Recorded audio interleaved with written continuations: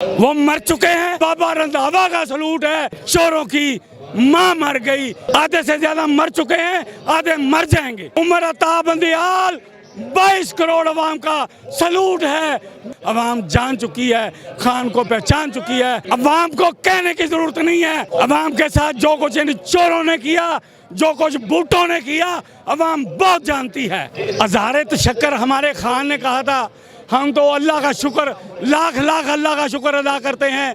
हम तो उमर अता बंदियाल 22 करोड़ अवाम का सलूट है, बाबा रंधावा का सलूट है। आपको सलाम पेश करते हैं, आपकी नस्लों को सलाम पेश करते हैं। आप ना बिके, ना आप झुके, ना आपने किसी चोर की बात मानी। आपने हक और सच का साथ दिया है। यहाँ पे तो हम खुशियाँ मना रहे हैं, पीडीएम पे क्या बीत रही है इस वक्त?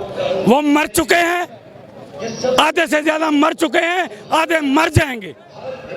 अवाम को क्या कहेंगे, वोटिंग वाले दिन निकलें? क्या क्या अवाम को कहने की जरूरत नहीं है, अवाम निकलेगी।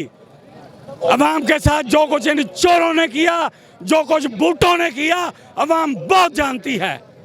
क्या मुस्तकबिल देख रहे हैं पाकिस्तान का आगे आप? पाकिस्तान इंशाल्लाह लंदन से बेहतर मुस्तकबिल होगा।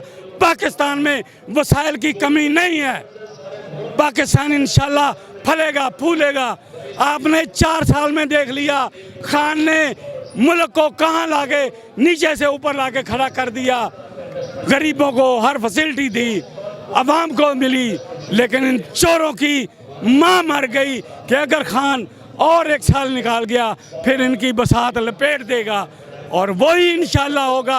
अवाम जान चुकी है, खान को पहचान चुकी है। खान हक और सच पे खड़ा है।